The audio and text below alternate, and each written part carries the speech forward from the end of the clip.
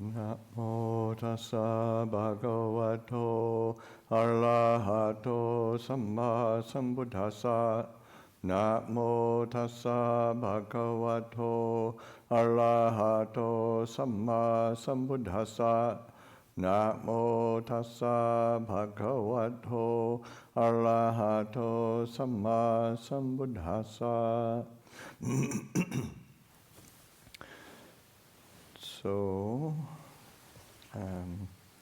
today's reading will sort of use the theme of Maranasati, and this is a well-known talk by Ajahn Chah, Our Real Home, that it was a talk given to an aging disciple as she approaches her death. But it was kind of unique in that it was a talk that was recorded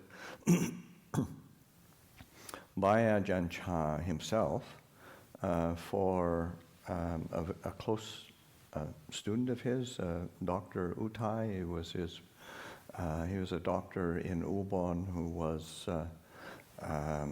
very close to Ajahn Chah and close to the Sangha. I received treatment from him on many occasions. And then Dr. Utai took the tape to Bangkok to play to his mother, to give to his mother. Now determine in your mind to listen respectfully to the Dhamma. While I am speaking, be as attentive to my words as if it was the Lord Buddha himself sitting before you. Close your eyes and make yourself comfortable, composing your mind and making it one-pointed. Humbly allow the triple gem of wisdom, truth, and purity to abide in your heart as a way of showing respect to the fully enlightened one. Today I have brought nothing of material substance to offer you, only the Dhamma, the teachings of the Lord Buddha. You should understand that even the Buddha himself, with his great store of accumulated virtue, could not avoid physical death. When he reached old age, he ceded his body and let go of the heavy burden. Now you too must learn to be satisfied with the many years you've already depended on the body. You should feel that it's enough. Like household utensils that you've had for a long time, cups, saucers, plates, and so on. When you first had them, they were clean and shining, but now after using them for so long, they're starting to wear out. Some are already broken, some have disappeared, and those that are left are wearing out. They have no stable form. And it's their nature to be that way. Your body is the same. It's been continually changing from the day you were born, through childhood and youth, until now it's reached old age. You must accept this. The Buddha said that conditions, whether internal, bodily conditions, or external conditions, are not self. Their nature is to change. Contemplate this truth clearly.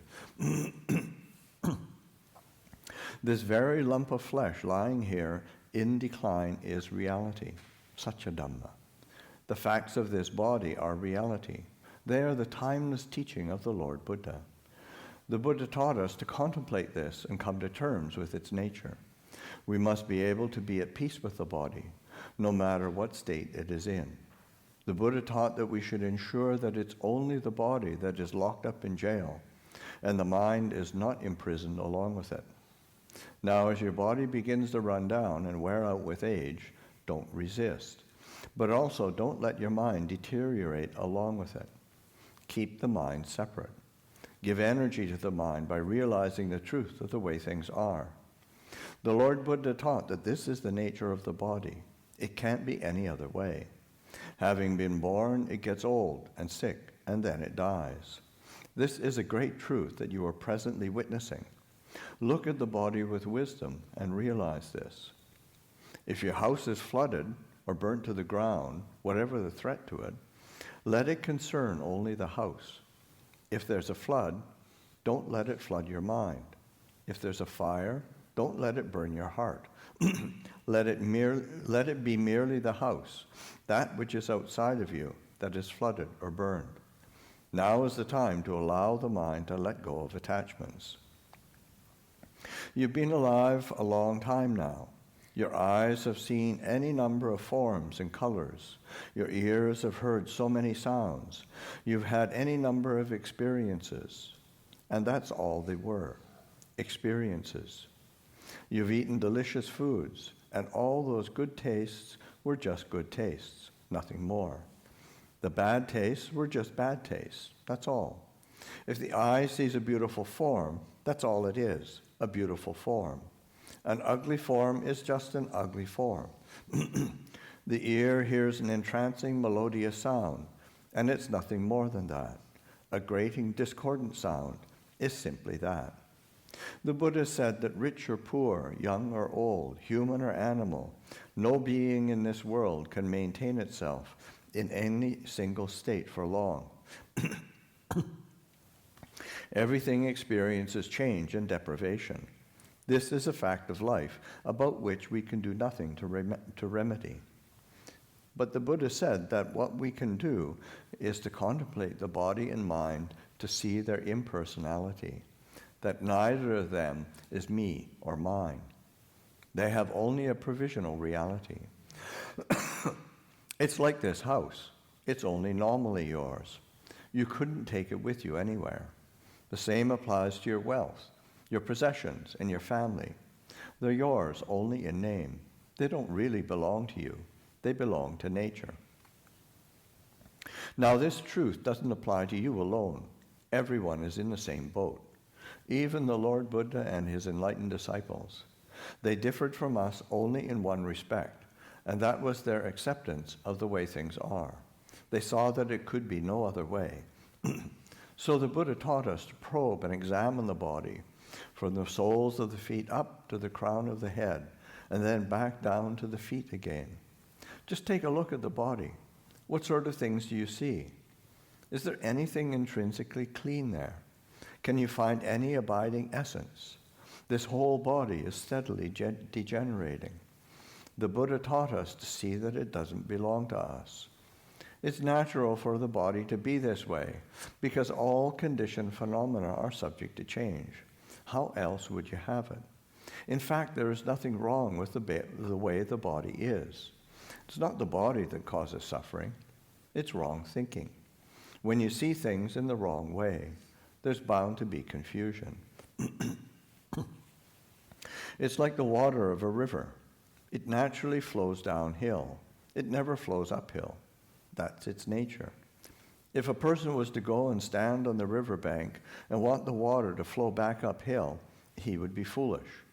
Wherever he went, his foolish thinking would allow him no peace of mind. He would suffer because of his wrong view, his thinking against the stream. If he had right view, he would see that the water must inevitably flow downhill. And until he realized and accepted that fact, he would be bewildered and frustrated. The river that must flow down the gradient is like your body. Having been young, your body's become old and is meandering towards its death. Don't go wishing it were otherwise. It's not something you have the power to remedy. The Buddha told us to see the way things are and then let go of our clinging to them. Take this feeling of letting go as your refuge. Keep meditating even if you feel tired and exhausted. Let your mind be with the breath. Take a few deep breaths and then establish the attention on the breath, using the mantra word, Buddho. Make this practice continual. The more exhausted you feel, the more subtle and focused your concentration must be, so that you can cope with any painful sensations that arise. When you start to feel fatigued, then bring all your thinking to a halt. Let the mind gather itself together, and then turn to knowing the breath. Just keep up the inner recitation, Buddho, Buddho. Let go of all externals. Don't go grasping at thoughts of your children or relatives. Don't grasp at anything whatsoever. Let go. Let the mind unite in a single point and let that composed mind dwell with the breath. Let the breath be its sole object of knowledge. Concentrate until the mind becomes increasingly subtle, until feelings are insignificant and there is great inner clarity and wakefulness. Then any painful sensations that arise will gradually cease of their own accord. Finally, you'll look on the breath as if it were some relatives come to visit you. When the relatives leave, you follow them out to see them off. You watch until they've walked up the drive and out of sight, and then you go back indoors. We watch the breath in the same way. If the breath is coarse, we know that it's coarse. If it's subtle, we know that it's subtle. As it becomes increasingly fine, we keep following it, at the same time awakening the mind. Eventually, the breath disappears altogether, and all that remains is that feeling of alertness. This is called meeting the Buddha. We have that clear, wakeful awareness called Buddho, the one who knows, that inner faculty of awareness, the awakened one, the radiant one. This is meeting and dwelling with the Buddha, with knowledge and clarity. It was only the historical Buddha who passed away. The true Buddha, the Buddha that is clear, radiant knowing, can still be experienced and attained today. And even if we do attain it, the heart is one. And if we do attain it, the heart is one. So let go, put everything down, everything except the knowing. Don't be fooled if visions or sounds arise in your mind during meditation. Lay them all down. Don't take hold of anything at all. Just stay with this unified awareness. Don't worry about the past or the future. Just be still, and you will reach the place where there's no advancing, no retreating, and no stopping, where there's nothing to grasp at or cling to. Why? Because there's no self, no me or mine. It's all gone. The Buddha taught to empty yourself of everything in this way, not to carry anything around. He taught us to know, and having known, let go. Realizing the Dhamma, the path to freedom from the round of birth and death, is a task that we all have to do alone. So keep trying to let go and understand the teachings. Put effort into your contemplation. Don't worry about your family. At the moment, they are as they are. In the future, they will be like you. There's no one in the world who can escape this fate. The Buddha taught to lay down those things that lack a real abiding essence. If you lay everything down, you will see the real truth. If you don't, you won't. That's the way it is. And it's the same for everyone in the world, so don't grasp at anything. Even if you find yourself thinking, well, that's all right too, as long as you think wisely. Don't think foolishly. If you think of your children, think of them with wisdom, not with foolishness. Whatever the mind turns to, think of it with wisdom. Be aware of its nature. To know something with wisdom is to let it go and have no suffering over it. The mind is bright, joyful, and at peace. It turns away from distractions and is undivided. Right now, what you can look to for help and support is your breath. This is your own work, no one else's. Leave others to do their own work. You have your own duty and responsibility. You don't have to take on those of your family. Don't take on anything else. Let it all go. This letting go will make your mind calm. Your sole responsibility right now is to focus your mind and bring it to peace. Leave everything else to the others. Form, sounds, odors, tastes. Leave them to the others to attend to. Put everything behind you and do your own work. Fulfill your own responsibility. Whatever arises in your mind, be it fear of pain, fear of death, anxiety about others, or whatever, say to it, don't disturb me. You're no longer any concern of mine. Just keep this to yourself when you see those dhammas arise. What does the word Dhamma refer to? Everything is a Dhamma. There's nothing that is not a Dhamma. And what about world? The world is the very mental state that is agitating you at the present moment. What are they going to do? When I'm gone, who will look after them? How will they manage? This is all just the world. Even the mere arising of a thought, fearing death or pain, is the world. Throw the world away. The world is the way it is. If you allow it to dominate your mind, it becomes obscured and can't see itself. So whatever appears in the mind, just say, this isn't my business. It's impermanent, unsatisfactory, and not self. Thinking you like to go on living for a long time will make you suffer. But thinking like you'd like to die right away or very quickly isn't right either. It's suffering, isn't it? Conditions don't belong to us. They follow their own natural laws. You can't do anything about the way the body is.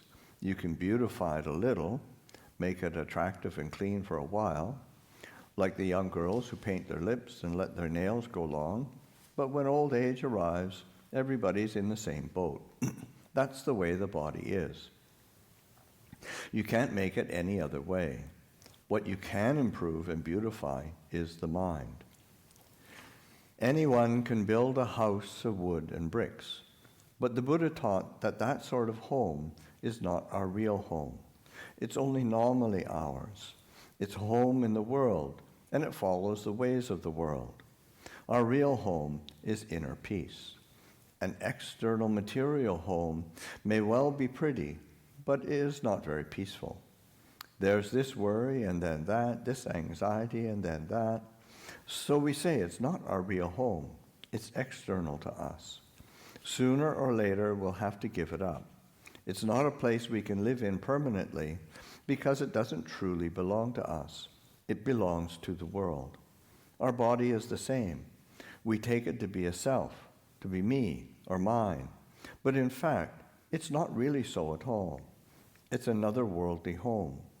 Your body has followed its natural course from birth, and now that it's old and sick, you can't forbid it from being that. That's the way it is. Wanting it to be any different would be as foolish as wanting a duck to be like a chicken. When you see that that's impossible, that a duck must be a duck and a chicken must be a chicken, and that the bodies have to get old and die, you will find courage and energy. However much you want the body to go on lasting, it won't do that. The Buddha said, Anicca vata sankhara, impermanent, alas, are all conditions. Ubbandavaya dhammino, subject to rise and fall. Upanchitva nirujanti, having arisen, they ceased.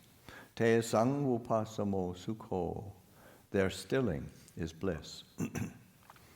The word sankhara refers to this body and mind.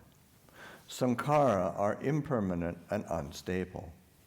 Having come into being, they disappear. Having arisen, they pass away. And yet everyone wants them to be permanent. This is foolishness. Look at the breath. Once it's gone, it goes out.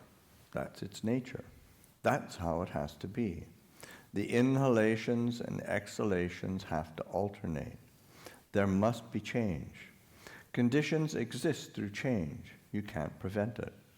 Just think, could you exhale without inhaling? Would it feel good? Or could you just inhale? We want things to be permanent, but they can't be. It's impossible. Once the breath has come in, it must go out. When it's gone out, it must come back in again. And that's natural, isn't it? Having been born, we get old and then die. And that's totally natural and normal. It's because conditions have done their job, because the in-breaths and out-breaths have alternated in this way, that the human race is still here today.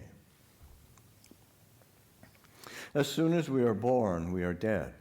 Our birth and our death are just one thing. It's like a tree. When there's a root, there must be branches. When there are branches, there must be a root. You can't have one without the other. It's a little funny to see how at death, people are so grief-stricken and distracted, and at birth, how happy and delighted. It's delusion. Nobody has ever looked at this clearly. I think if you really want to cry, it would be better to do so when someone's born. Birth is death. Death is birth. The branch is the root. The root is the branch. If you must cry, cry at the root. Cry at the birth. Look closely. If there was no birth, there would be no death. Can you understand this? Don't worry about things too much. Just think, this is the way things are. This is your work, your duty. Right now, nobody can help you. There's nothing that your family and possessions can do for you. All that can help you now is clear awareness. So don't waver. Let go. Throw it all away. Even if you don't let go, everything is starting to leave you anyway. Can you see how all the different parts of your body are trying to slip away? Take your hair. When you were young, it was thick and black. Now it's falling out. It's leaving. Your eyes used to be good and strong, but now they're weak. Your sight is unclear. When your organs have had enough, they leave. This isn't their home. When you were a child, your teeth were healthy and firm. Now they're wobbly, or you've got false ones. Your eyes, ears, nose, tongue, everything is trying to leave because this isn't their home. You can't make a permanent home in conditions. You can only stay for a short time, and then you have to go. It's like a tenant watching over his tiny little house with failing eyes. His teeth aren't so good, his eyes aren't so good, his body's not so healthy, everything is leaving. So you needn't worry about anything, because this isn't your real home. It's only a temporary shelter. Having come into this world, you should contemplate its nature. Everything there is preparing to disappear. Look at your body. Is there anything there that's still in its original form? Is your skin as it used to be? Is your hair? They aren't the same, are they? Where has everything gone? This is nature, the way things are. When their time is up, conditions go their way. In this world, there is nothing to rely on. It's an endless round of disturbance and trouble, pleasure and pain. There's no peace. When we have no real home, we're like aimless travelers out on the road, going here and there, stopping for a while and then setting off again.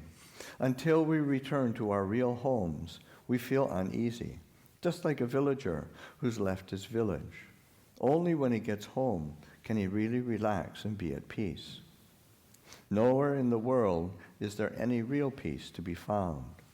The poor have no peace, and neither do the rich. Adults have no peace, and neither do the highly educated. There's no peace anywhere. That's the nature of the world. Those who have few possessions suffer, and so do those who have many. Children, adults, old and young, everyone suffers. The suffering of being old, the suffering of being young, the suffering of being wealthy, the suffering of being poor. It's all nothing but suffering. When you have contemplated things in this way, you will see anicca, impermanence, and dukkha, unsatisfactoriness. Why are things impermanent and unsatisfactory? Because they are anatta, not self. Both your body that is lying sick and in pain and the mind that is aware of its sickness and pain are called Dhamma. That which is formless, thoughts, feelings, and perceptions, is called Nama Dhamma. That which is racked with aches and pains is called Rupa Dhamma. That's like the physicality, mentality, physicality.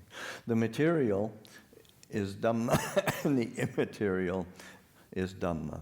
So we live with Dhamma, in Dhamma, and we are Dhamma. In truth, there is no self to be found. There are only Dhammas, continually arising and passing away, as is their nature. Every single moment, we're undergoing birth and death. This is the way things are. When we think of the Lord Buddha, how truly he spoke, we feel how worthy he is of reverence and respect. Whenever we see the truth of something, we see his teachings, even if we've never actually practiced the Dhamma. But even if we have a knowledge of the teachings, having studied and practiced them, as long as we still haven't seen the truth, we're still homeless. So understand this point. All people, all creatures, are preparing to leave.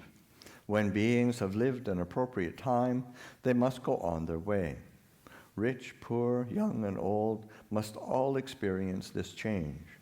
When you realize that's the way the world is, you'll feel that it's a wearisome place. When you see that there's nothing real or substantial you can rely on, you'll feel wearied and disenchanted. Being disenchanted doesn't mean you are averse. The mind is clear. It sees that there's nothing to be done to remedy this state of affairs. It's just the way the world is. Knowing in this way, you can let go of attachment. You can let go with a mind that is neither happy nor sad, but at peace with conditions through seeing their changing nature with wisdom. Anicca vata sankhara. All conditions are impermanent. To put it simply, impermanence is the Buddha. If we truly see an impermanent condition, we'll see that it's... If we truly see an impermanent condition, we'll see that it's permanent. It's permanent in the sense that it's subject to change, is unchanging. This is the permanence that living beings possess. There is continual transformation from childhood through to old age. And that very impermanence, that propensity to change, is permanent and fixed. If you look at it like this, your heart will be at ease. It's not just you who has to go through this. Everyone has to. When you consider things in this way, you'll see them as wearisome, and disenchantment will arise. Your delight in the world of sense pleasures will disappear. You'll see that if you have many possessions, you have to leave a lot behind. If you have a few, you leave few behind. Wealth is just wealth. Long life is just long life. There's nothing special. What is important is that we should do as the Lord Buddha taught and build our own home, building it by the method that I've been explaining to you. Build your own home. Let go. Let go until the mind reaches the peace that is free from advancing, free from retreating, and free from stopping still. Pleasure is not your home. Pain is not your home. Pleasure and pain both decline and pass away. The great teacher saw that all conditions are impermanent, and so he taught us to let go of our attachment to them. When we reach the end of our life, we'll have no choice anyway. We won't be able to take anything with us. So wouldn't it be better to put things down before then? They're just a heavy burden to carry around. Why not throw off that load now? Why bother to drag these things around? Let go, relax, and let your family look after you. Those who nurse the sick grow in goodness and virtue. The patient who is giving others that opportunity shouldn't make things difficult for them.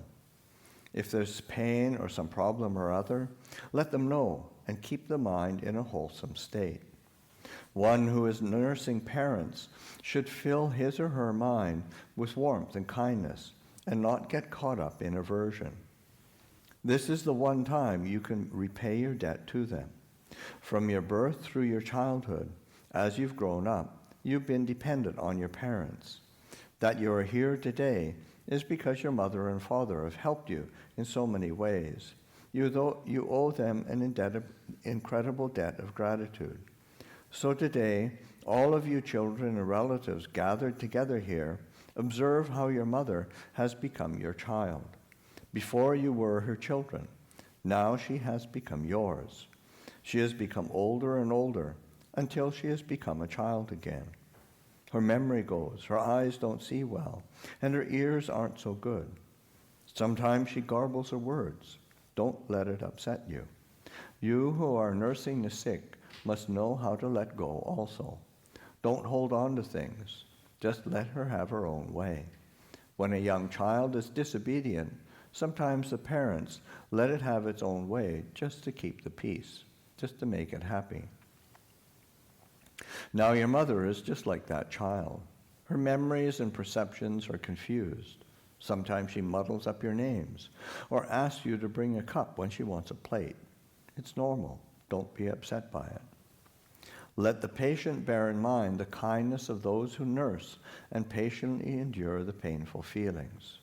Exert yourself mentally. Don't let the mind become scattered and confused, and don't make things difficult for those looking after you. Let those who are nursing fill their minds with virtue and kindness. Don't be averse to the unattractive side of the job, cleaning up the mucus and phlegm, urine and excrement. Try your best. Everyone in the family give a hand. She is the only mother you have. She gave you life. She has been your teacher, your doctor, and your nurse. She's been everything to you. That she has brought you up, shared her wealth with you, and made you her heir is the great goodness of parents. That is why the Buddha taught the virtues of Gatanyu and Kataweti, knowing our debt of gratitude and trying to repay it. These two Dhammas are complementary. If our parents are in need, unwell, or in difficulty, then we do our best to help them. This is Gatanyu Kataweti, the virtue that sustains the world. It prevents families from breaking up and makes them stable and harmonious. Today I have brought you the gift of Dhamma in this time of illness. I have no material things to offer you. There seem to be plenty of those in this house already. And so I give you the Dhamma, something which has lasting worth, something which you'll never be able to exhaust. Having received it, you can pass it on to as many others as you like, and it will never be depleted. That is the nature of truth. I am happy to have been able to give you this gift of Dhamma and hope it will give you the strength to deal with your pain. So I thought that was I'm going to say I build it as a Maranasati, but I think it's also quite a good Buddhanussati as well. A really important recollection. It's quite wonderful. Yeah. I like how he talks about the root and the branch. Yeah. And it zooms out, there's the birth and then the death, and it's the same, but he also zooms in on like the birth and death in every mind moment. Kind of. Yeah, yeah. Yeah, it's of that, of that very same nature, and it's just, a difference in scale, but it's the same process. Luang Por, I've been thinking about novel experiences. It seems like in meditation or even studying Dhamma, you come across novel experiences or new ways of thinking, new ways of looking at things. Mm-hmm. I'm wondering what's the difference between that and insight. Difference is insight makes you peaceful, calm, and clear, steady. Novel experiences get you sort of excited or agitated or proliferating. The mind starts to proliferate. And insight calms and settles. It anchors. And novel experiences tend to be a seed for kind of proliferation. How would you suggest approaching a novel experience? The thing is novel experiences can be wholesome or unwholesome, and so you approach it so that even if it's a novel experience, this is unwholesome, unskillful, it's not beneficial. But of course it can be wholesome, it can be skillful.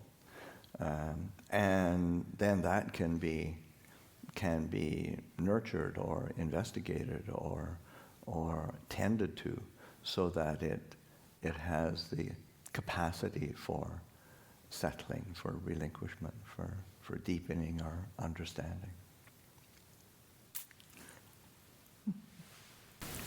Luang Por, when you were talking, I was thinking about Ajahn Chah and his extended sickness and death with the community, and how, if you have any reflections on that being a part of your practice of Mahamsati and different people in the Sangha with them at the time being inspired and maybe not inspired, but using it as deepening insight and practice, and some people that struggled with his sickness and death, and how that... Well, yeah, I mean, certainly it was him being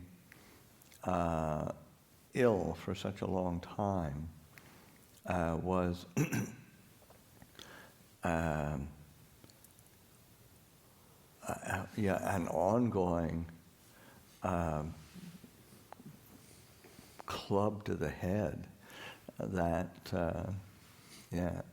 aging, illness, and death are reality, and as much as one would,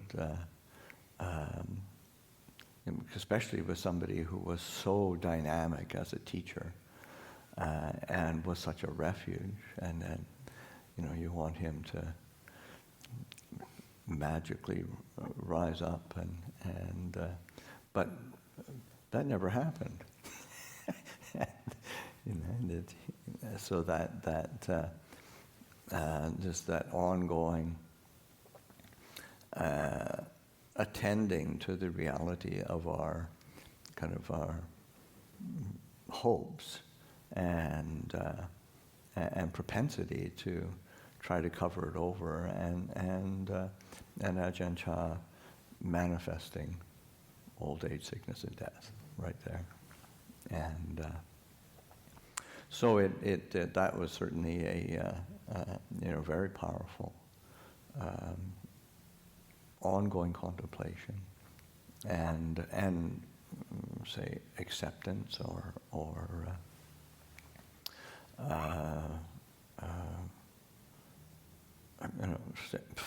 finally, I mean, you keep suffering over it, and but then you also keep reflecting and investigating, because that's what Ajahn Chah taught, and his kind of encouragement was always kind of resonating in the back of the mind. When you're counseling people who seem to be in their last days, what do you what kind of encouragement or advice do you tend to give them? It really depends on the person. Depends on the relationship that I have with them. Depends on the person themselves. So I don't ever have a plan or a kind of, how do you say, like a script that I go to. Okay, this person's dying, now I'm going to do this. It's more like, this person is dying, how can I be present for them, and what can I offer? And sometimes it's pretty banal and ordinary, because you just feel that they're not very open or ready, or you're just there to comfort them.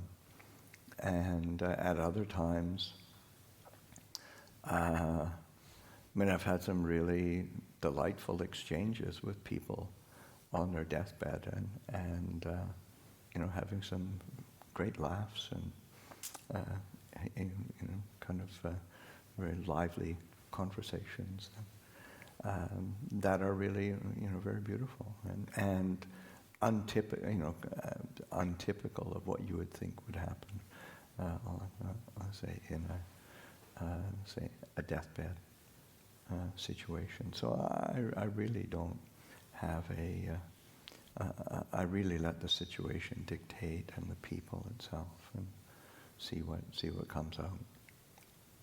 It's never, you can't really approach, especially because at death people are really, they can be very fearful and closed, but they can also be very open and very porous and very bright, and so that you have to respond to each situation appropriately.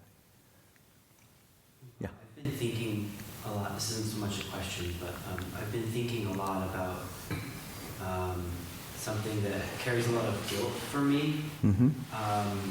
In 2019, I took care of a man who had an illness, and I told him that he probably wasn't going to die and that he was doing well and he was going to be okay. Mm-hmm. And then he died. Mm-hmm. And I think about it quite often. I'm wondering if you have any thoughts. Well, I think sometimes it's those. I assume that what you said wasn't sort of a deliberate lie in order to deceive the person. And I think it's important for you to recognize intention behind that. That's really important. Because the karmic potency of an act is much more predicated by the volition behind it, and so that an innocent mistake or innocent misperception shouldn't be picked up and used as a club to beat yourself with, and it should be put in its proper perspective. And it's also how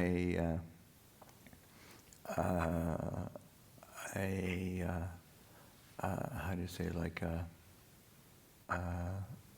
cautionary tale to oneself, that one can't make categorical statements about life and death and the certainty of either life or death, and sometimes because sometimes you think, wow, this person's seems to be doing well, they should be fine. Yeah, and then they croak, and other times you think, God, this nothing logically lines up for this person to be living, but they just keep on living. So so it just that sense of recognizing that you can't make, and that's only through kind of experience, and the more you see, the more you realize, the more experience you have, you realize, gosh, yeah, this is really not certain. But certainly in terms of carrying guilt around, you have to go back to your volition and realize that was not your intention, and and who knows how the person took it,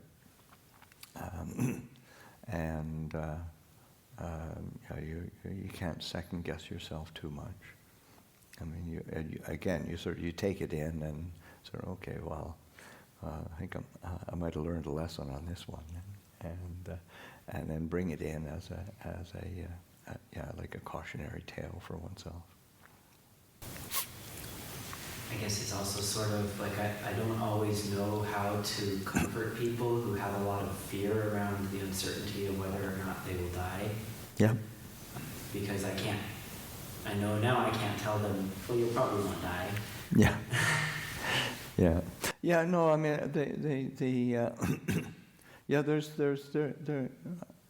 even for myself in after all these years of exposure and whatnot, there's going to be situations where I'll be confronted with somebody who is just so, either so fearful, so much in denial, or so confused that I have no idea what to do. And I guess it's fine, because we don't have to know. It's not our duty to. You'd like to be able to be kind of wise and be able to do the right thing and do the compassionate thing all the time, but sometimes you just don't know what the heck it is with some situations and some people. You have to accept that. I mean, it's humbling. Death is really good at humbling everything.